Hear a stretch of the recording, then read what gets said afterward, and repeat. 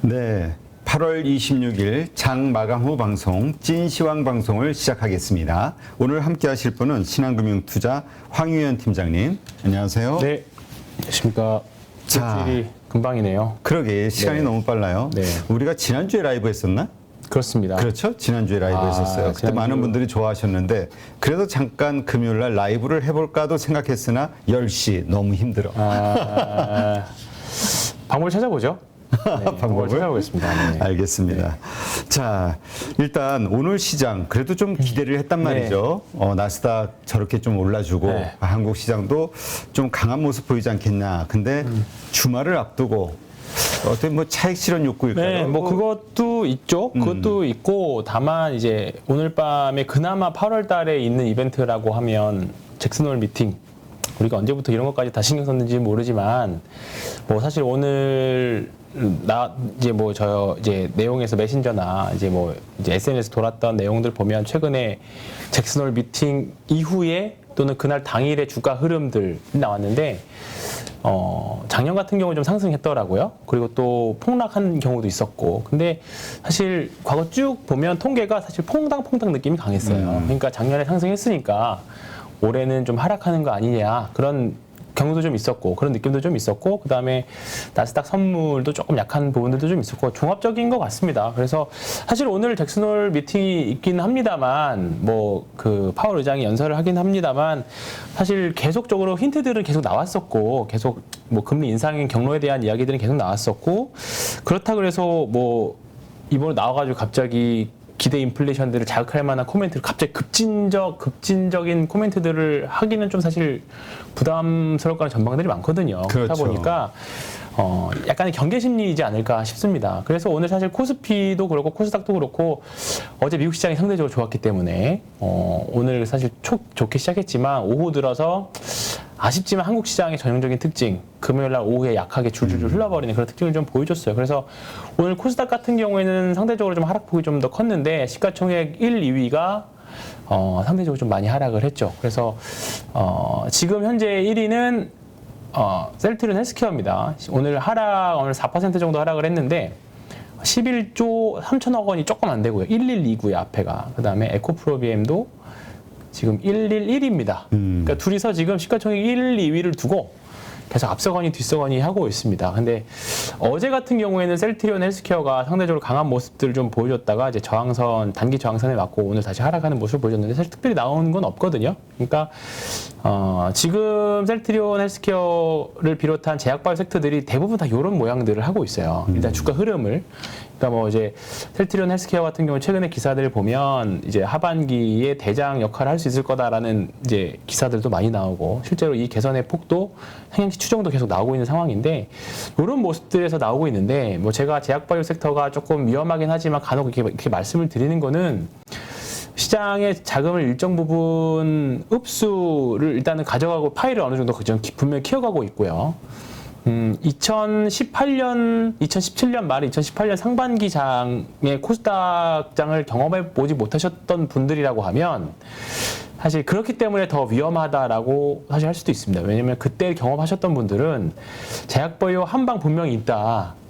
단순하게 그냥 실적 베이스를 떠나서라도 일단 주가가 결국 주식이라는 게 결국은 차익을 내기 위해서 하는 거라면 분명히 좀 폭발적인 상승을 보여줄 수 있는 그런 장의 흐름 섹터이기 때문에 투기적인 섹터일지라도 그렇기 때문에 제약바이오 섹터들을 분명히 놓지 못하고 하신 분들이 있습니다. 그래서 저도 그 기업들이 있기 때문에 주기적으로 제약바이오 섹터들은 분명히 시장의 자금을 가져가는 또는 투기적인 흐름들을 좀 보여주고 있기 때문에 지금 그 종목 일정 부분에 몰빵하라 그런 개념은 아니고 분명히 좀 관심을 가질 필요는 있을 것 같아요. 이번 주 같은 경우에만 해도 박셀바이오 같은 경우에는 시간의 하한가 가는 모습을 좀 보여주긴 했습니다만 그렇게 생각보다 하락폭이 크지 않은 흐름들을 좀 보여줬었고요.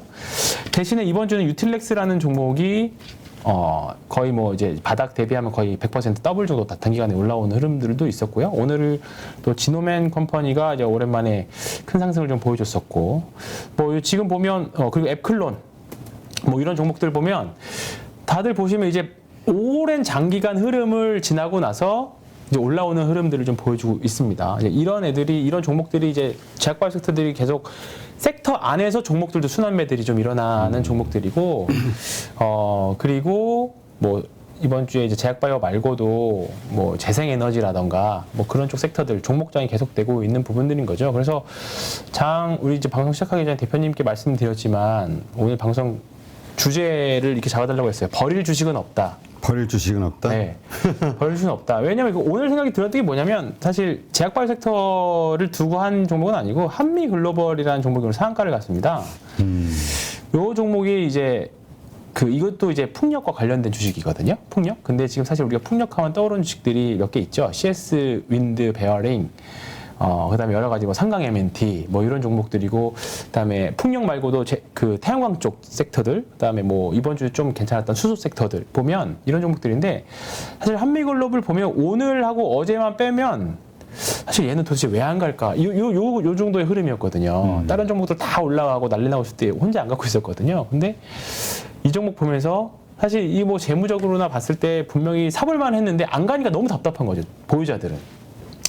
근데 결국 오늘 이게 상한가로 화답을 했죠. 이 종목은. 그래서 이 종목 보면서 어제도 사실 딱 오르다가 네, 윗골이 달고 외국인의 매도가 막 나오고 윗골이 길게 달리고 그렇죠. 느낌 차트상으로는 안 좋았죠. 네, 저항해서. 근데 이제 항상 제가 말씀드리는 게 가장 중요한 건 섹터이거든요. 섹터 안에서 섹터만 잘 찍어서 그 관련된 종목들만 그 안에 포함된 것만 갖고 있으면 수익률의 차이가 좀 날 뿐이지 일단 수익 내기가 좀 수월하다라는 생각이 좀 들어요. 결국은 지금 삼성전자, 하이닉스 좋지만 이게 사실 안 오르잖아요. 안 오르 답답한 것 뿐이고, 대신에 그런 답답한 과정들을 먼저 해소한 먼저 약간 선제적으로 먼저 흘러간 종목들이 있습니다. 그 종목들이 이미 이제 예를 들어 삼성전자가 이제 바닥을 다치고 반도체 소부장들이 바닥을 가지고 좀 더 이제 좀 바닥에서 물량 소화도 하고 실적 개선하는 모습들을 보여주는 약간 그 모습, 미래 모습들을 그려내고 있는 게 지금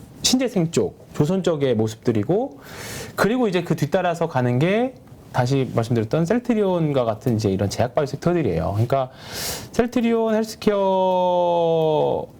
봐도 이제 확실히 좀 바닥에서 정배를 해서 올라가는 모습이고, 몇몇 종목들은 조금 작은 종목들은 먼저 선제적으로 많이 세게 간 모습들도 좀 보여주고 있는 거죠. 그리고 SK 바이오팜도 저도 안 가서 답답하긴 하지만 그냥 그런 류의 뭐 다시 박스권 하단에 내려오긴 했습니다만, 이 과정을 거치고 나서 원래 제가 갈 길 간다라고 하면 뭐 다시 한번 물량 소화하는 과정 이후에도 갈 수 있는 모습들을 좀 그리겠죠. 근데 그러니까 지금은 모든 섹터 안에서도 뭔가 좀 약간 선택과 집중을 하기가 좀 사실 지금 이번 주 어려웠었어요. 사실 종목 순환매도 빨랐고, 그러니까 그런 비중 조절이라던가 이런 것들을 좀 잘해야 돼요. 요즘 난이도 굉장히 어렵습니다. 주식시장 난이도 굉장히 어려운데 그런 부분들에 대한 것들을 이제 리포트 보면서 공부도 좀 하시고, EPS 수정치 이런 것들도 공부 좀 하시면서, 옥석을 잘 가려내야죠. 그러니까 이게 지금 당장 별로 안 좋더라도 나중에 올라갈 수 있다라고 하면, 그러니까 제가 왜 버릴 주식이 없다라는 생각이 들었냐면, 유틸렉스 같은 경우에도 이것도 진짜 오랫동안 고생하셨던 손님이 있으세요.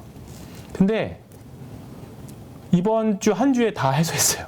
네, 그런 것처럼 보시면 뭐 앞에 유상증자도 받고 되게 오랫동안 이제 좀 고생하셨지만, 그런 것처럼 이게 우리가 뭐 사실 이런 주식을 장기 투자하자라고 사실 말씀드리기는 사실 조금 그렇죠. 왜냐하면 이게 안정성이라던가 그런 부분들이 우리가 마냥 기다릴 수 있는 그런 종목들은 아니니까. 근데 이제 이런 것들을 장기로 가져가시는 분들은 진짜 공부 많이 하시고, 선수들이 저보다 더 이제 필드에서 더 오랫동안 있으신 분들, 그러니까 개인 투자자로 있으신 분들 훨씬 더 많습니다. 그러니까 그런 분들 이야기를 들어보면 이 종목만 깊게 파고 있으니까 유틸렉스뿐만 아니라 뭐 어떤 종목을 손실이 30% 40% 나도 계속 쭉 들고 있으신 분들 다 이유가 있으니까 들고 있으신 분들이거든요. 근데 이제 그런 종목들이 하나 둘씩 튀기 시작했었어요. 근데 이제 그런 분들은 이 정도면 되겠지. 이번 그러니까 대표적으로 앱클론이나 유틸렉스나 이런 종목들이거든요. 대표적으로 좀 되게 오랫동안 고생했던 종목들. 그러니까 이제 그런 종목들이 이제 하나 둘씩 튀어 오르면서 했던 거고, 지금 방산 주식들이 이제 또 그런 흐름들을 쭉 이어나가고 그렇죠. 있잖아요. 그러니까 지금 확실히 제가 지금 오늘 지수는 2,500 이하 정도 됐고, 이 정도 수준이면 우리가 흔히 말했던 한 PR 한 10배 정도 수준이거든요. 지금 좀 9배 후반 정도 수준입니다. 그러니까 여기서 더 다시 지수는 내려갈 수 있어요. 근데 우리가 2,300포인트 일시적으로 깨졌을 때 경험했었잖아요. 그 정도 내려가면 분명히 올라올 수 있는 분명히 시간의 문제지 사서 기다리면 오히려 그때가 2,300포인트를 가면 그때가 사실 현금이 여력이 없을 수도 있긴 하겠지만 또 기다리면 올라올 수 있는 지수대입니다. 그러니까 지금 사실 시장의 방향성을 맞춘다는 거는 굉장히 사실 어렵고 시장 방향을 그리고 맞춰서 뭐예요? 네, 결국은 종목으로 개인 투자자들은 종목으로 돈을 벌어야 되는 거니까. 내가 들고 있는 주식이 올라야 그게 더 중요하죠. 네. 근데 이제 최근에 매수하셨던 분들 대부분 지수 관련 대형주들을 들고 있으니까 답답할 수밖에 없는 그렇죠. 거고 그런 부분에서 좀 괴리가 나타나는 거죠. 그래서 사실 지금은 지수 관련 대형주보다는 결국은 종목장 싸움이 당분간은 왜냐하면 당분간 뭐 다음 주에 8월달 우리나라 수출이 나오긴 하겠지만 아시겠지만 별로 좋지는 않는 상태고. 그러니까 지금 결국은 지수 관련 주식들보다는 뭐 이번 주에 하나 에어로스페이스가 엄청 급등하긴 했습니다만 사실 지수하고 전혀 지수를 뭐 전혀 캐리하거나 그런 주식은 아니잖아요. 그렇죠. 네. 그러니까 뭐 이런 주식도 그렇고 그게 결국 종목 싸움이지 않을까 싶습니다. 제가 그런 거죠. 그래서 지금 순환하는 주식들을 보면 섹터들을 보면 되게 조금인 것 같은데도 되게 많아요. 이제 대충 찍어봤는데 조선, 방산, 조방, 수원, 풍태, 건자 그냥 태조 이방원 하면 다 되잖아요. 그렇긴 하죠. 조선, 방산, 수소, 그러니까 뭐 수소랑 풍력, 태양광 뭐 재생에 다 들어가는 거니까 원전, 풍력, 태양광, 건설, 자동차, 리오프닝 거기다 플러스 제약바이오 이 정도까지인데 이런 종목 섹터들이 지금 빽빽빽 돌고 있습니다. 그러니까 대표적으로 현대미포조선만 봐도 엄청 잘 가다가 이제 어제 오늘 조금 쉬었잖아요. 조정 나오고 있잖아요. 예, 이런 주식들이 결국은 시장 주도주, 그러니까 태조 이방원이라는 말 자체가 나왔다는 게 시장에서 투자자들이 이쪽에만 관심이 있다라는 거거든요. 근데 이게 처음 이제 이 단어라는 단어가 나온 지 얼마 안 됐잖아요.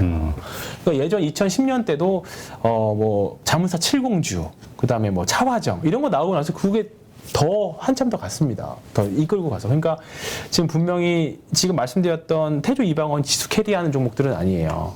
근데 분명히 수익률 게임이나 어쨌든 투자로서의 매력은 진짜 있는 섹터들인 거죠. 뭐 조선주 같은 경우에는 지금 이제 뭐 상승 사이클 이제 시작이라는 말도 나오고 있고, 그다음에 방산도 이제 시작이라는 말 나오고 있고 하니까 사실 뭐 이제 이렇게 많이 올랐는데 어떻게 사냐라고 하신다라고 하면 그거는 뭐 사실 할 말은 없습니다만 일단은 시장에서 주도주가 이제 명백하게 좀 보이기 시작했기 때문에 충분히 매매할 수 있지 않을까 싶습니다. 그러니까 그럼 여기서부터는 더 갈 수 있느냐 없느냐의 문제는 과연 앞으로 EPS 성장률이 얼마나 더 나올까 그 개념이거든요. 근데 지금 보면 한국 카본 같은 거 보면 이런 주식들은 이제 올라가기 시작한 주식이잖아요. 한국 카본도 그렇고 피팅 업체인 동성 화인텍도 마찬가지예요. 이제 바닥에서 올라가기 시작한 종목들입니다. 그러니까 우리가 LNF 같은 것도 보면 저도 참 LNF 4만 원대부터 보고 탐방 갔다 온 결과 보면서 했는데 지금은 23만 원이지만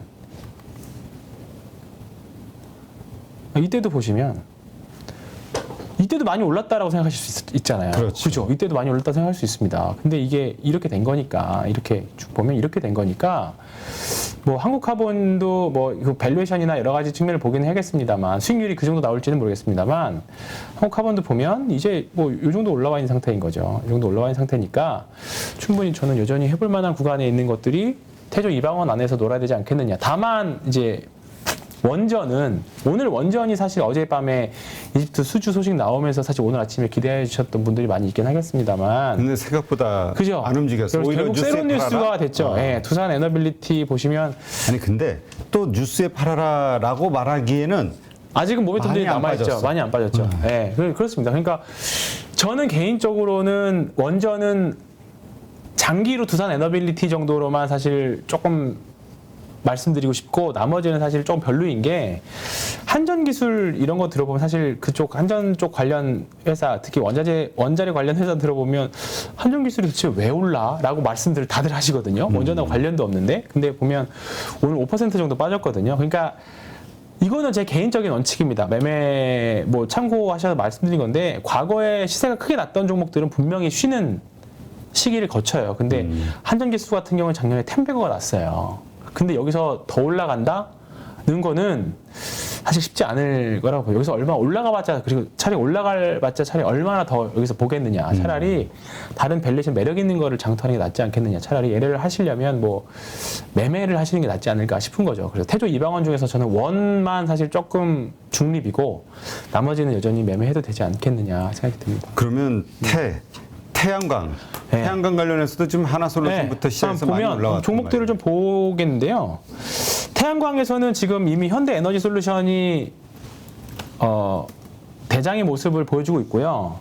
실제로 지금 EPS 추정치 상향 나오고 있는 게 현대에너지솔루션도 상향을 나오고 있는 종목입니다. 근데 이 종목은 사실 베타가 굉장히 높아요. 이 좀 변동성도 심하고. 근데 저는 편하게 가져가실 수 있는 건 하나솔루션인 것 같아요. 네, 하나솔루션인 것 같습니다. 시가총액도 한 이제 조금 있으면 한 10조 정도 되기는 하는데, 앞서 말씀드렸던 뭐 이제 거래량도 바닥에서 어느 정도 얼추 나왔고, 그 다음에 지금 하나솔루션 같은 경우에는 두 가지 측면에서 말씀드렸었잖아요. 이제 오늘 4% 올라서 당장 따라 들어가시기보다는 저도 이제 눌림목들에서 이제 매매 타이밍을 계속 뭐 말씀드렸던 뭐 분봉에서 뭐 잠깐 과매도를 이용한다던가 그런 것들 이제 타이밍을 이용해서 잡아볼 건데, 하나솔루션 같은 경우는 이제 절반은 화학이고 절반은 태양광인데, 이제 하나솔루션에서 그때 한번 말씀드렸던 페트로스카이트라고 하는 신물질이 있습니다. 이제 그게 원래 지금은 태양전지 모듈을 만들 때 폴리실리콘을 이용해서 만드는데, 이제 페트로스카이트는 이제 조금 빛의 흡수율도 좀 다르고 효율도 좀 더 높습니다. 이제 그거를 주도해서 하는 게 하나솔루션이랑 한국전력인데, 한국전력은 전체 사업에서는 좀 비중이 작으니까 제외하고 하나솔루션을 본다라고 하면 이제 페트로스카이트 그거 하나만 쓰는 건 아니거든요. 두 개를 같이 써요. 같이 쓰면서 빛을 흡수하는 파장이 다르니까 폴리실리콘은 폴리실리콘대로 쓰고, 얘네들이 생산하는 하나솔루션에 하고 있는 이제 페트로는 또 그대로 쓰고 하니까 그런 부분에서 본다라고 하면 지금 하나솔루션 같은 경우에는 사실 지금도 사실 뭐 바닥에서 많이 올랐다라고 할 수도 있지만 저는 충분히 여전히 매력적인 구간이지 않을까 싶습니다. 그러니까 OCI도 마찬가지예요. OCI도 지금 충분히 매매 가능한 구간입니다. 근데 오늘 조정이 좀 있었던 것 같은데. 어제 오늘 조정이 좀 나왔죠. 근데 사실 산다라고 하면 이게 좀 더 편해 보이긴 하죠, OCI가. 네, 왜냐하면 발리 뭐 오르지도 않았고, 뭐 OCI 흐름이 아까 말씀드렸던 한미 글로벌처럼 이렇게 갑자기 급등할 수도 있는 거니까 이런 한 방을 기대하고, 그리고 주식 조금 오래 하셨던 분들은 아시겠지만 동양제철 화학일 때부터 남자 주식이라고 했었잖아요, OCI. 그래서 변동성이 엄청 큰 주식인데 충분히 저는 접근해 보실 만한 위치에는 있다라고 생각합니다. 다만 OCI가 더 빠르냐, 현대에너지솔루션이 더 빠르냐, 뭐 하나솔루션이 더 빠르냐, 이거는 정말 개인의 취사 선택 차이일 거라고 봐요. 근데 요즘 하나솔루션에 대한 기대를 많이 하는 게 지금 미국의 그 인플레이션 감축법안, 네, 그런 그거에 부분들이 의해서 미국의 투자를 공장을 계속해서 네. 증설하는 하나가 네. 많은 보조금을 받을 맞습니다. 것이다, 이런 이야기. 네. 그 기대가 전기차는 조금 이제 현대 완성차 업체들은 좀 이제 피해를 받고, 이쪽에서 이제 말씀하셨던 그런 부분들까지 다 겸해 있는 거지. 사실 그 법안이 나오면서 재생에너지 쪽이 사실 수소도, 그래 지난주에 말씀드렸던 수소도 이번 주에 좀 상대적으로 강했었고, 수소나 풍력, 태양광 다 마찬가지인 거죠. 그래서 재생에너지는 한 예를 들어서 과거에는 재생에너지 sek터들이 약간 테마적인 성향이 강했어요. 뭐 뭐 앞으로 미래 에너지는 막연한 거 있잖아요. 우리가 2013년, 14년도에 전기차 바라볼 때 그 관점, 전기차 미래 될 거래라고 했던 전기차에 대한 관점이었는데, 그 관점이 한 3, 4년 전 정도의 재생에너지 관점이었거든요. 근데 이제는 재생에너지 법안도 통과하고 실제로 관련 종목들의 실적들을 보면 실적의 개선세가 막 나오고 있는 부분들이거든요. 상향치가 나오고 있는 부분들이거든요. 그러니까 이제는 테마라기보다는 산업이라고 이제 하나 이제 정말로 이제 산업으로 봐도 되지 않을까 이렇게 좀 봐서 이제 태양광, 수소, 그다음에 풍력 이런 쪽에서는 반드시 관련된 종목들 하나 정도 또는 조금 더 분산할 수 있는 능력이나 여력이 되신다라고 하면 수소 하나, 풍력 하나, 태양광 하나 이렇게 세 개를 가져가시는 거는 저는 좋다라고 생각합니다. 그래서 이번 주에 그 지구 온난화와 관련된 다큐멘터리가 하나 또 KBS에서 했었거든요. 그거 보시면 또 한 번 더 느낌이 또 다르실 겁니다. 그래서 사실 이게 단순한 주식 문제가 아니라 인류 생존과 관련된 문제이기 때문에 분명히 좀 재생에너지들은 사실 뭐 지구 멸망하면 다 무슨 의미가 있겠냐마는 그렇죠. 어쨌든 그런 관점에서 주식에 일단은 관점에서 본다라고 하면 재생에너지는 한번 분명히 좀 접근해 보실 만한 섹터가 되지 않겠나 싶습니다. 그래서 아까 말씀드렸던 수소, 풍력, 태양광은 말씀드렸고 수소 쪽에서 보면 두산 퓨얼셀도 지금 분명히 충분히 올라갈 수 있는 여지는 있다라고 봅니다. 최근에 범한 퓨얼셀이 상승률은 더 좋긴 했습니다만 결국 이게 보니까 결국 러시아 우크라이나 전쟁으로 인해서 세계 정세가 패러다임이 확 바뀐 바뀌어버렸죠. 거야. 그치? 네. 그러니까 자꾸 주식 에너지에 색깔도 대한 네. 이야기가 나올 수밖에 네. 없고, 그러니까 자꾸 방산에 대한 그렇죠, 이야기가 그렇죠. 나올 수밖에 네, 없고, 맞습니다. 곡식에 대한 이야기가 나올 수밖에 없고. 이거를 저는 어떻게 생각하냐면 우리가 2020년, 2021년 코로나 터지고 나서 코로나로 인해서 수혜를 받는 종목이 확연하게 있었잖아요.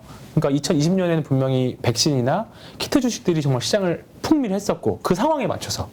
근데 지금은 전쟁으로 인한 에너지 패러다임을 바뀌면서 관련된 재생에너지나 이런 쪽 에너지 패러다임과 관련된 분명 시장에서 수혜를 받는 종목들이 있는 거거든요. 그러니까 시장에서 시고가를 낸 종목들은 다 이유가 있는 거라고 봅니다. 그래서 이 흐름은 뭐 언제 끊길지는 모르긴 하겠습니다만 어쨌든 지금 뭐 삼성전자, 카카오, 뭐 하이닉스 갖고 가시는 것도 좋지만 분명히 지금 일단 시장에서 주도 섹터들은 그쪽에 가 있다. 시장 참여자들은 그렇게 보고 있다. 그렇게 보시는 게 그런데 같아요. 문제는 오케이 알겠어 이제. 근데 지금 너무 늦은 거 아니야? 이미 오를 대로 다 오른 거 아니야? 저는 그렇게 라고 생각하는 네. 거죠. 근데 그렇게 생각하면 다음 사이클 아직 오르기 전에 있는 것을 사야 되잖아요. 근데 그게 언제일지 모른다는 게 단점입니다. 왜냐하면 예를 들어서 지금 안 오른 종목들은 다 이유가 있는 거죠. 네, 다행히 내가 반도체 사서 치포. 네, 그런 것들 그러니까 다 지금은 우선순위에서 밀리는 거예요. 우선순위 밀리는 거기 때문에 나는 원이 오른 거 올라가서 많이 오른 거 이제 올라가는 거 무서워서 못 사겠다라고 하면 그냥 그거는 개인의 취향이신 거고 아니면 난 바닥에 있는 거. 그러니까 결국 주식은 싸게 사서 좋은 주식도 싸게 사서 기다리는 게 중요하다라고 생각하시는 분들은 지금 하이닉스, 삼성전자, 뭐 카카오, 네이버 뭐 얼마나 좋아요. 뭐 NC소프트 다 바닥에서 있잖아요. 그러니까 사서 기다리시는 거는 저는 동의해요. 근데 대신에 언제 올라갈지 모르는 거잖아요. 네, 그러니까 이제 그거는 본인이 이제 기회비용이라고 생각하시고 가져가셔야 되는 거고 아니면 일부라도 좀 신고가 있는 종목들 또는 지금 제가 말씀드렸던 종목들 아직 덜 오른 종목들 섹터 내에서 그런 종목들을 취사 선택하시는 거죠. 근데 왜 제가 신고가 종목들을 계속 말씀드리냐면 예를 들어서 현대에너지솔루션이 일단 지금 대장의 모습을 보여주고 있지만 현대에너지솔루션이 급등을 하락을 해요. 하락을 하면 지금 2등주, 3등주들은 가만히 있을까요? 걔네들도 어차피 똑같이 떨어지는 거는 똑같이 떨어집니다. 네. 퍼센트는 좀 다를 수 있지만. 그러니까 올라갈 때는 어차피 대장주가 계속 치고 가요. 네. 그렇기 때문에 신고가 대장주를 해야 된다는 게 그래서 나오는 거죠. 참 이게 우리가 그래서 전에도 우리 얘기했었지만 베팅력이 참 중요하다. 그럼요. 네. 이게 불안해하시는 분들은 이게 우크라이나 전쟁 때문에 이렇게 됐으면 우크라이나 전쟁이 갑자기 어느 날 또 딱 스톱이 돼버리면 네. 다 와르르 무너지는 거 아니야? 이렇게 생각하거든요. 네, 그죠. 그러니까 그런 부분들이 다 어떻게 보면 대응의 영역이긴 한데 어렵다. 시장을 맞추는 건 어렵다라고 보고. 그러니까 종목 보고 초반에 가는 잘 거죠. 이렇게 선택한 사람들의 영역 아닐까? 그렇죠. 그러니까 지금 예를 들어서 뭐 하나솔루션이라고 봅시다. 하나솔루션 저도 그래서 거래량을 보고 판단하는 게 이거 보고 이거나 이거 보고 늦어도 이거 보고 가도 된다라는 생각이 좀 드는 거죠. 그러니까 이런 게 확실하게 나와 있는 대량 거래가 나와 있는 종목들은 다 이유가 있으니까 대량 거래가 나오는 거고 이거 보고 늦게라도 들어가도 된다는 생각이죠. 근데 IT 소부장은 이게 없어요. 차트 좀 띄워줘봐요. 이게 하나솔루션인데 이 바닥에서 이제 장기 이평선을 뚫고 올라간 대량 거래. 그러니까 뭐 이거 보고 들어갔으면 작년 올해 5월 달에 보고 들어갔으면 뭐 좀 고생 6, 7월은 다 힘들었으니까 뭐 그렇다 치더라도 이거 큰 거래량 보고 이제 정별로 만드는 거 보고 들어가신 분들은 비싸게 사더라도 좀 편하게 가실 수 있는 건데 대표적으로 IT 소부장이 이런 게 지금 하나도 없거든요. 그러니까 지금 사시면 이게 여기 있을 뭐 하나솔루션 차트만 보고 여기 있을 수도 있는 거고 또는 여기 있을 수 있는 것도 있어요. 근데 이제 이 대량 거래가 바닥에서 탈출을 기술적으로 분석했을 때 바닥 탈출 신호를 의미하는 대량 거래가 언제 나올지는 우리가 예상할 수 없는 거잖아요. 다만 이 정도면 나오겠다라고 대충 이제 업황 개선이나 이런 것들을 보고하는 건데 지금 사실 당장은 계속 뭐 반도체 겨울이 올 거다라는 내용들이 사실 더 많잖아요. 지금은 계속 하향 조정은 계속 되고 있고 그렇다 보니까 그런 거를 이제 기다리실 거면 싸게 사서 기다리는 거고 이게 절대 수익률과 상대 수익률의 개념이지 않을까 싶습니다. 네. 그래서 지금 어쨌든 신고가를 낸 종목들이 지금 말씀드렸던 이쪽이니까 태조 이방원 특히 조선 그다음에 방산 그다음에 태양광 풍력 이쪽. 그 조선과 관련해서는 지금 들 오른 조선주, 뭐냐면 현대미포라든가 중공업이라든가 네. 많이 올랐단 말이에요. 네. 그러다 보니까 현대중공업, 네. 현대중공업이라든가 그러니까 들 오른 아니면 이슈가 있는 부정적인 그래서 대우조선이나 맞습니다. 아니면은 네. 삼성중공업으로 선택을 하자라고 생각하는 분들도 있어요. 많은데 그래서 이건 지극히 취사 선택입니다. 삼성중공업은 이제 은근히 많이 올라왔거든요. 예, 대우조선해는 여전히 뭐 이제 매각이나 이런 불확실성이 남아 있어서 그런지는 몰라도 삼성중공업도 사실 실적 추정치 보면 아직도 최악이기는 해요. 그래서 적자가 뭐 예, 장난이 올해까지 아니던데. 적자고 내년에 이제 흑자 턴하는 걸로 나와 있고요. 대우조선해양이 아직 조금 더 멀은 걸로 알고 있는데 대우조선해양 개선폭도 적고 이렇게 되고 그다음에 현대미포조선이 탑이라고 계속 증권사들에서 얘기를 했던 게 가장 빨리 턴을 하는 개선폭도 크고 그렇다 보니까 시장에서 가장 모습을 좀 보여줬죠. 그러니까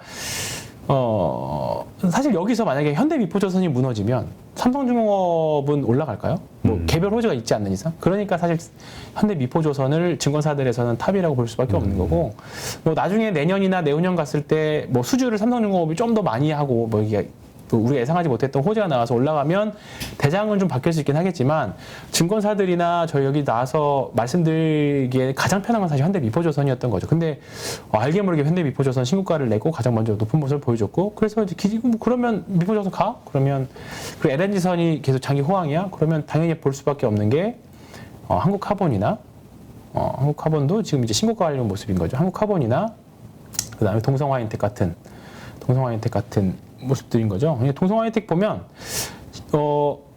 이제 여기서 뭐 두 개 중에 뭘 골라? 그럼 기자재면 그러면 동성화이텍은 시가총액이 4천억이 조금 안 됩니다. 근데 올해 실적은 그렇다 치더라도 내년에 400억 정도 번다. 근데 한국화보는 시가총액이 거의 6,600억인데 내년에 버는 게 455억이네. 그러면 상대적 메리트 있는 건 동성화이텍이 되겠죠.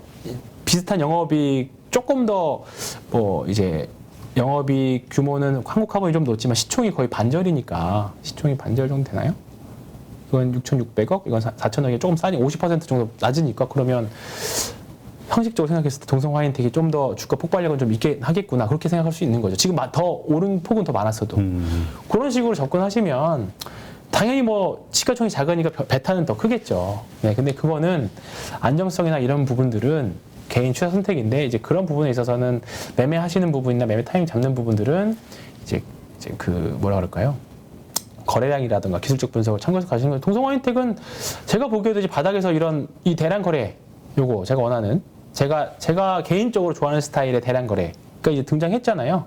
아까 말씀드렸던 하나솔루션 나왔던 것처럼 또다시 대량 거래 나고 이제 신고가 내고 참 그 아까 우리 가족분들 중에 점심 때 그 세경 하이테크에 대해 질문을 하시는 분이 좀 있었는데 그거는 폴더블입니다. 그러니까 지금 우리가 좀 투자의 아이디어에서 이제까지 움직이지 않았던 그런데 이제 지금 마침 맞습니다. 턴어라운드 얘기를 하니까 네네. 이런 식으로 턴어라운드하는 주식들에 대해서 관심을 갖는 거 맞습니다. 이것도 좋은 투자 그러면 아이디어 이제 아닐까? 뭐 이제 지겹게 들으셔서 조선이랑 이제 이런 우리 태조 이방원으로 요새 너무 들어서 그죠? 이게 지겹죠? 꼭지 징조 아니야? 이런 생각하시는 것 아니 그렇지는 저는 또 있어요. 그렇지는 않은데 어쨌든 뭐 흐름에 따라 대응하는 거니까 저는 조금 더 간다 생각하고 일단은 보고요.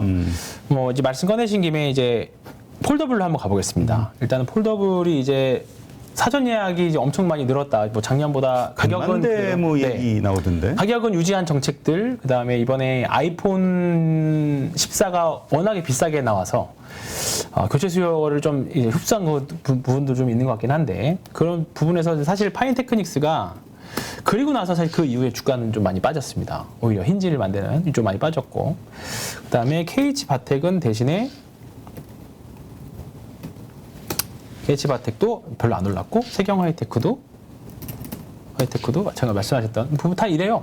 주가 이러는데 저는 폴더블이 저는 올해는 안 바꾸고 내년에 바꿀 예정이긴 한데 일단 폴더블 폰 지금부터는 저는 충분히 상승 여력 갈 수 있을 거라고 생각해요. 지금은 특히나 세경 하이테크 같은 경우에는 이제 삼성 주 매출처가 삼성이랑 그다음에 중국 쪽에서 조금 이제 커져줘야 세경 하이테크는 아마 매출이나 영업이익이 좀 커질 건데 삼성이 가장 먼저 시작했고 가장 먼저 이제 대중화해서 시장 마켓 MS도 가장 크게 가져가고 있습니다만 당연히 시장이 커지면 커질수록 중국도 할 거고 어쩔 수 없이 뭐 이제 아이폰도 진입을 하겠죠. 그러면 우리가 지금 아직은 저도 그리고 대표님 아직 폴더블 아니시죠? 네, 그러니까 아직까지는 교체 수요가 아직 많이 나와 있지는 않아요. 왜냐하면 기존에 있는 핸드폰들이 너무 잘 만들었고 교체 수요가 일으킬 만한 건 아니거든요. 그렇죠.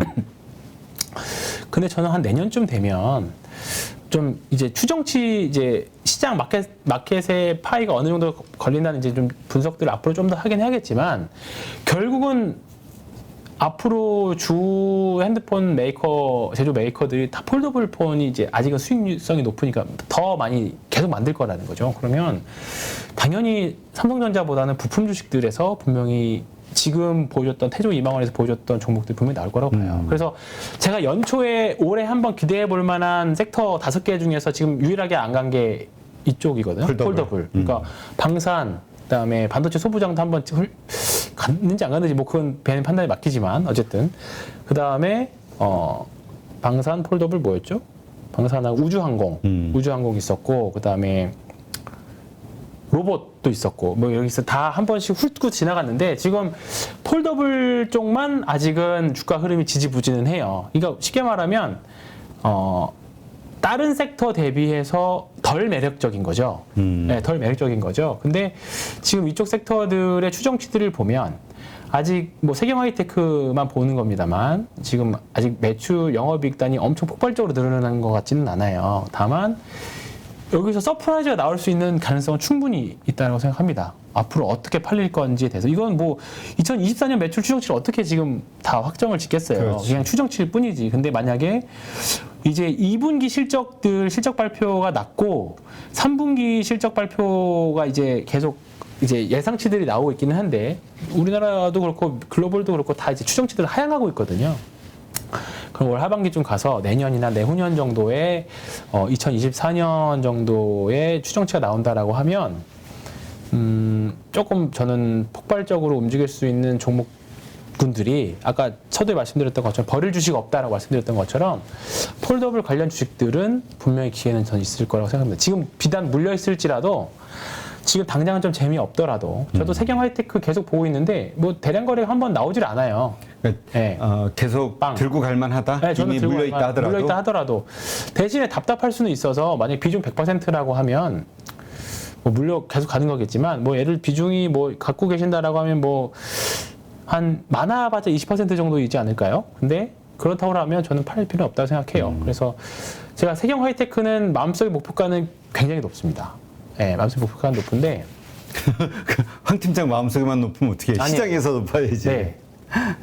제가 있습니다. 나중에 올라가면 말씀드릴게요. 네, 이게 여러 가지 수급적인 요인들하고 그러나 맞물려서 기다리기는 그러는데 싫다. 기다리기 싫죠. 근데 대신에 만약 여기서 대량 거래량이 출현을 한다.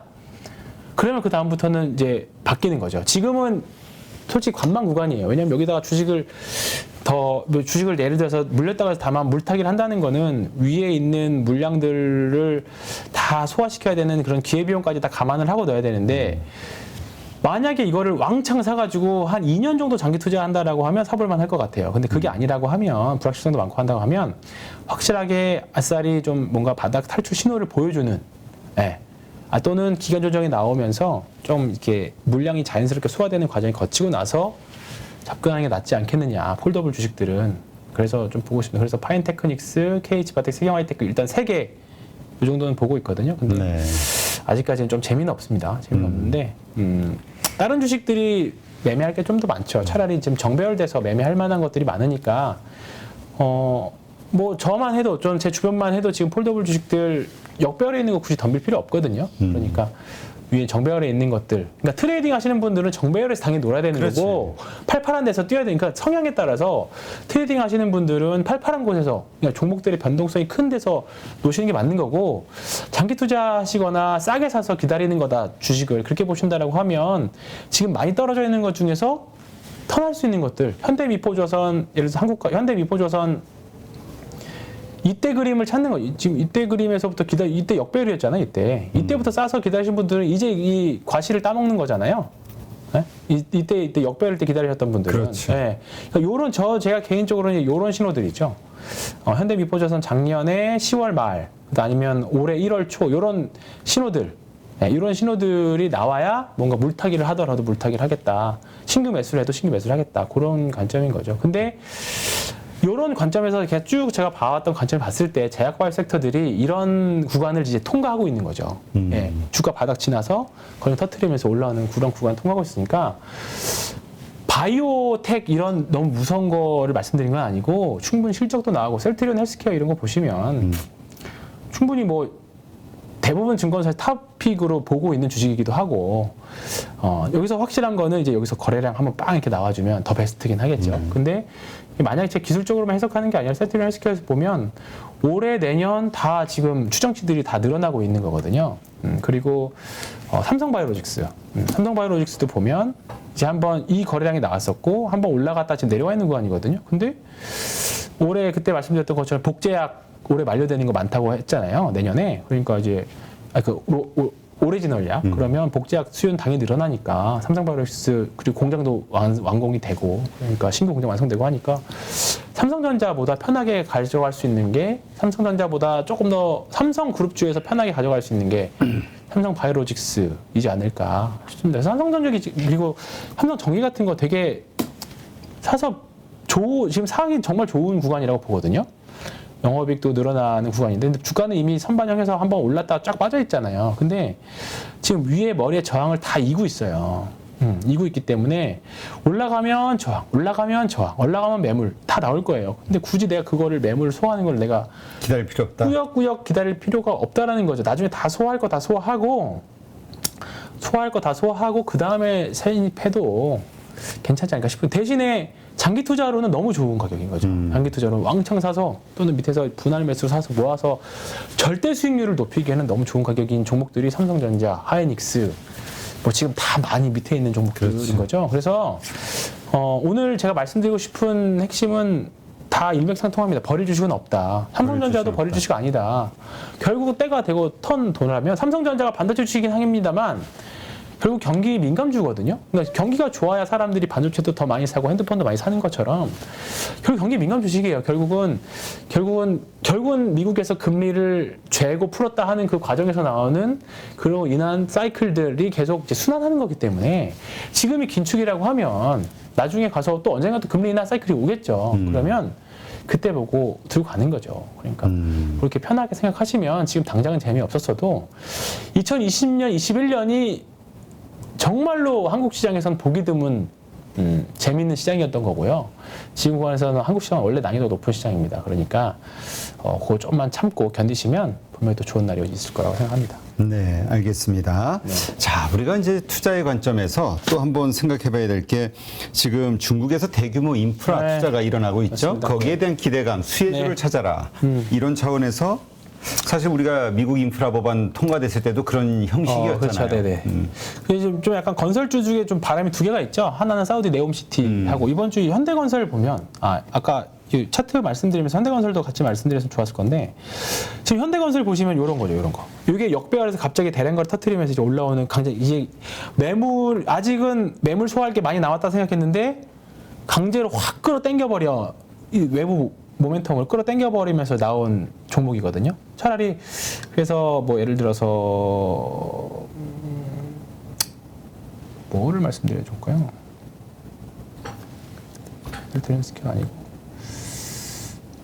그냥 차트만 놓고 봤을 때 세경하이테크 같은 거 예를 들어서 외부 호재가 나왔을 때 그냥 거래가 빵 터트리면서 인위적으로 지금은 매물이지만 어떤 외부 호재가 발생해서 원래는 이 가격 오면 팔려고 했는데 팔려고 하는 사람이 안 팔 수도 있는 거잖아요. 그렇죠. 상황이 변했으니까. 근데 현대건설 같은 게 그런 케이스로 우리가 기술적으로 해석을 할 수 있는 거죠. 역배열이었는데 외부 호재가 터지면서 이제 이게 정배열로 강제로 주가가 올라오면서 땡겨버리는 그런 부분들이었는데 지금 현대건설 기계, 현대두산 인프라코어로 바뀌었죠. 이런 부분 이제 이런 대량 거래가 나왔잖아요. 이런 것들. 이런 것들인 거죠. 이런 것들. 예, 이런 것들은 이제 앞으로 매매해봐도 되는 거죠. 예.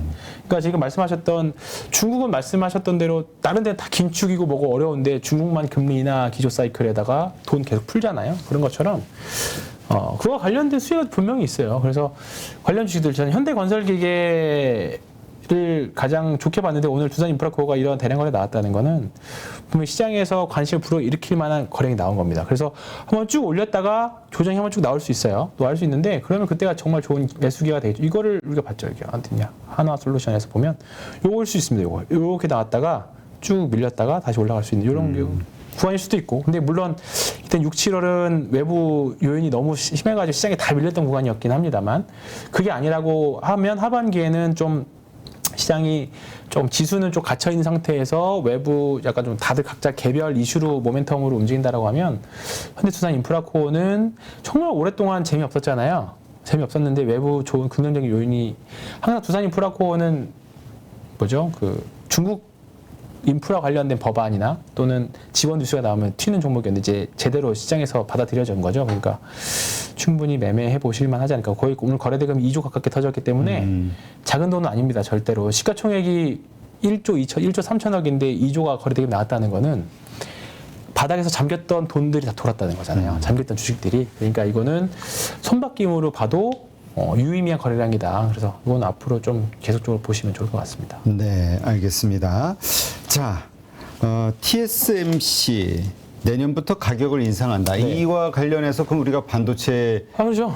뭔가 네, 긍정적인 뉴스로 봐야 되는 그래서 거죠. 오늘 원익 QNC가 셌던 게 소부장 중에서 이제 다 개별 플레이인 거예요. 소부장들은 이제 일단 당장은 반도체 가격은 반도체가 관련 주식들이 우르르 올라가는 구간은 지났고 지금부터는 2차 전지하고 반도체 소부장은 각자 개별 이슈로 보는 게 나을 것 같아요. 오늘 보면 2차 전지도 그렇고 반도체 소부장도 그렇고 어떤 거는 오르고 어떤 건 내렸어요. 개별 이슈로 인해서. 그러니까 뭔가 시장에서 주도 섹터이기보다는 일단 각자 도생의 구간으로 들어갔다는 생각이 좀 많이 들고요. 그래서 뭐 당연히 올리면 내년에 실적 좋겠죠. 그러면 우리 준비를 해야 될 게 원익 QNC나 월덱스나 이런 종목들, TSMC 쪽으로 직접적으로 연관 있는 회사들.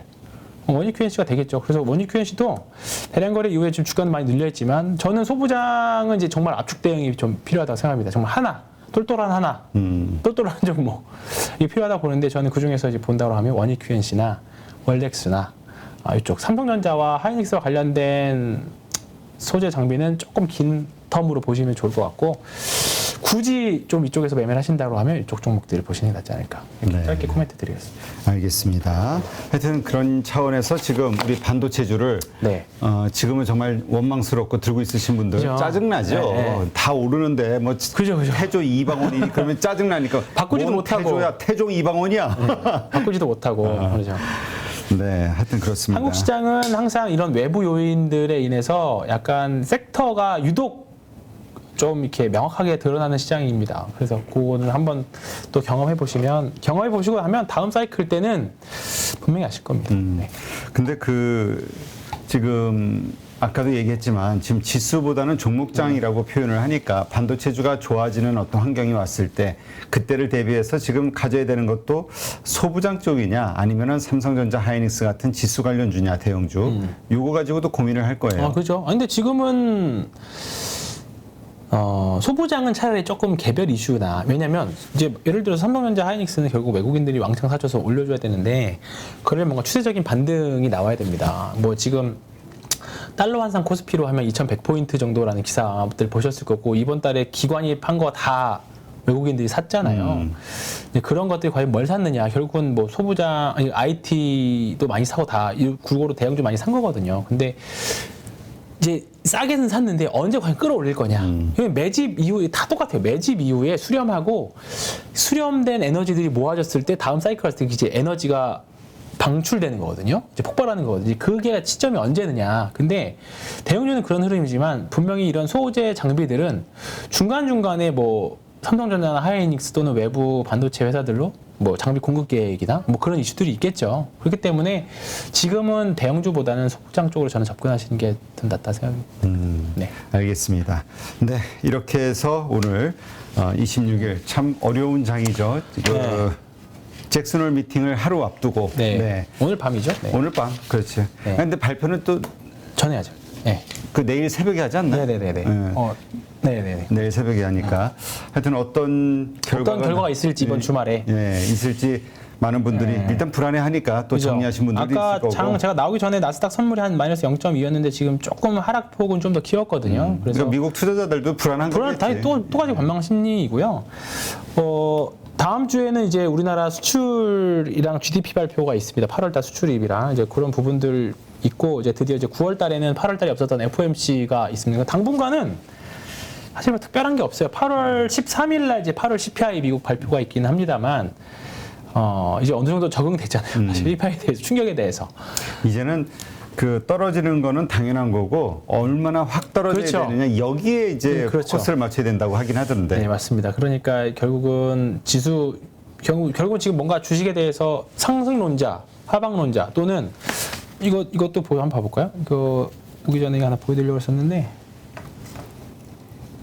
여기 그림이 제가 다운 받아놓은 게 있었는데 안 보이네요. 있다. 그리고 이제 미래세대우에서 나왔던 정리인데 여기 보시면 도비시한 분들과 호키시한 분들과 중립인 분들이 딱 어느 정도 이제 비율이 좀 맞잖아요. 네. 중립인 분들이 몇 분이야? 셋, 다섯, 9명이고 이제 강세로 이제 다섯이에요. 그러니까 이제 밸런스가 맞춰 있는 상태잖아요. 그러니까 아마 위든 아래든 이 부분에 대해서 한 줄 확 치우쳐야 이제 방향이 나올 건데 뭐 9월달에 FOMC도 뭐 일단은 인상하긴 하겠습니다만 일정 부분 우리 다 감안하고 있잖아요. 그런 것처럼 일단은 그렇게 생각해 본다라고 하면 시장이 좀 떨어진다고 하더라도 너무 불안해하실 것도 없고 외국인들이 그럼 괜히 샀겠어요. 너무 오른다고 해서 흥분할 것도 없습니다. 지금은 어차피 미국도 그렇고 한국도 그렇고 계속 살얼음판 시장입니다. 그렇기 때문에 종목 플레이 잘 하시는 게 낫지 않을까 싶습니다. 네, 알겠습니다. 네, 이렇게 해서 오늘 찐시황은 여기서 마무리하도록 하겠습니다. 이제까지 신한금융투자 황희원 팀장과 함께했습니다. 수고했습니다. 네, 고맙습니다. 네, 가족 여러분, 내일 저녁이죠. 토요일 저녁 8시 네, 주간 찐시황 김민수 대표. 아무래도 김민수 대표 편에서는 이번 잭슨홀 미팅과 관련한 해석을 좀 더 곁들지 않을까 생각이 됩니다. 그리고 저녁 10시 일요일이죠.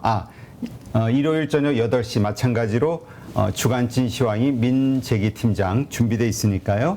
네, 그때 또 실시간으로 댓글 채팅하시면서 이야기, 고민들 나누실 수 있습니다. 그때 함께 하시기를 부탁드립니다. 오늘 수고하셨고요. 주말 즐겁게 보내시기 바랍니다. 약 4억을 투자해서 한 1억 정도 수익이 나고 주식 선물로 해서 한 1억 정도 수익이 난 계좌입니다. 그래서 저 20년 노하우를 벤치마킹 하는 것이 고수익 가는 길이라 저는 생각하고 있습니다. 네, 이번에 8.15 캠퍼스에서 정말 특별한 교육 프로그램을 준비했습니다. 많은 분들이 고민하시죠. 어디에서 사야 되는지, 그리고 얼마에 팔아야 되는지, 이것을 몰라서 참 많은 돈을 잃는 경우들이 있습니다. 그리고 좋다고 생각해서 샀는데 결국 그 자리가 물리는 경우도 있고요. 그래서 우리 영상에서도 여러 번 소개해드렸던 공매도의 고수시죠.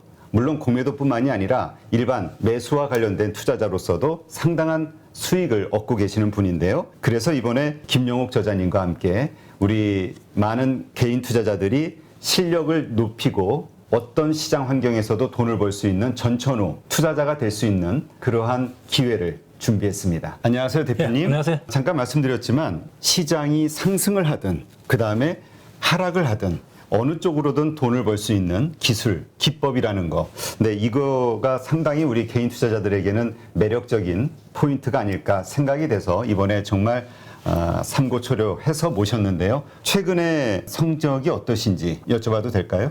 저는 전업 투자자이기 때문에 그냥 월 단위로 손실 난 달이 거의 없다시피 합니다. 그래서 꾸준하게 수익을 내고 있습니다. 최근에 제가 공매도에 대해서 주간 동화하고 대담을 했는데 거기에 그 계좌 인증을 하라 해서 제가 계좌 인증을 한 계좌가 2개가 있습니다. 그것을 자료로 첨부하겠습니다. 자, 이게 계좌 보면 하나는 CFD 계좌 약 4억을 투자해서 한 1억 정도 수익이 나고 주식 선물로 해서 한 1억 정도 수익이 난 계좌입니다. 아, 네. 그럼 2월 달에만 2억 정도의 수익을 올리셨다. 예, 대표적으로 이제 공매도 자리를 잘 잡으면은 그렇게 수익이 난다는 것을 제가 보여준 거죠. 그래서 정말 시장이 떨어지거나 혹은 상승하거나 양쪽에서 이제 돈을 벌 수 있는 그런 기법을 가지고 계시기 때문에 상당히 특별하다. 저도 그렇게 생각이 되는데요. 공매도와 일반적인 우리 주식 투자 이 양쪽을 다 같이 하는 투자를 하고 계시는 건가요? 지금 현재도? 예, 저는 지금 매수와 매도, 공매도를 다 반반 정도 합니다. 손흥민 축구 선수가 축구를 잘하는 이유가 왼발, 오른발 사용하기 때문에 축구를 잘합니다. 제가 좀 주식의 차트를 잘 보는 이유도 공매도를 오래 했기 때문에 매도 자리가 정확하게 보입니다. 왜냐하면 저는 매도 포지션을 하기 때문에.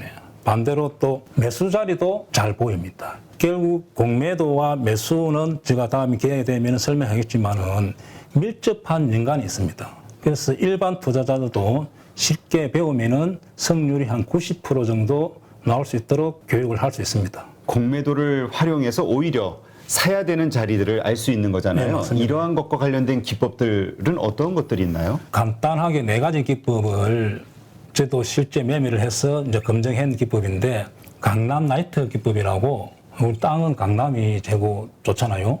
차트상에서도 그런 강남 자리가 성률이 한 80%, 90% 나오는 자리가 있고 신고가 자리. 네. 또 하나는 급락에서 턴, 그 다음에 윗꼬리 거래 극강 기법이라고 4가지 기법을 통해서 매수로서는 충분히 개인들이 수익을 낼 수 있습니다.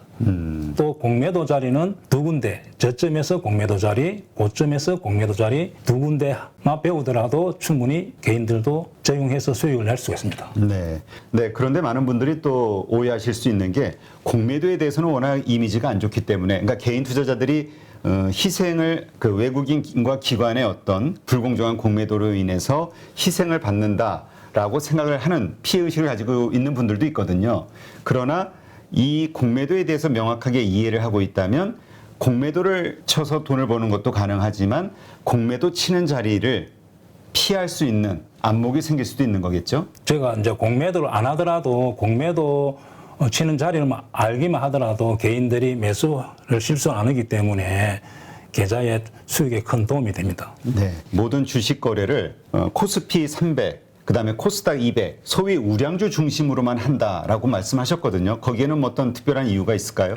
예, 제가 이제 20년 동안 전업 투자하면서 개별 종목, 이제 테마주와 잡주들을 매매하다 보니까 럭비공처럼 어떻게 튈지를 예측을 할 수가 없습니다. 그래서 운에 맡기는 매매를 많이 했다는 거죠. 네. 그래서 우리가 개인 투자자들이 그런 매매를 많이 해서 어떤 경우는 수익 났다가 손실 났다가 그 결과를 알 수가 없기 때문에 손실이 많이 납니다. 따라서 무랑주 위주로 하다 보면은 예측이 가능합니다. 네. 이 차트상에서 상승 차트가 보이고 하락 차트가 보인다는 거죠. 그래서 코스피 300, 코스닥 200, 즉 500 종목 이내에서만 주로 매매를 하기도 하고 교본에 교육할 예정입니다. 수강생들이 등록을 하게 되면 VOD 강의를 들으면서 그 다음에 월 2회 우리 저자님과 실시간 소통을 하면서 배워나가게 되는데 그 기간 몇 개월 정도 배우면은 우리가 그래도 이 교육 과정을 마무리하게 될까요? 저랑 단기 교육을 받고 저 매매하는 거와 여러분들 매매했던 교육생들 같이 피드백을 받아야만 실력이 좋아지고 결과가 좋게 나온다 봅니다. 그래서 한 12개월 정도 교육을 마치면은 회원들의 한 90% 정도가 수익을 날 수 있도록 그런 교육생을 제가 만들고 싶습니다.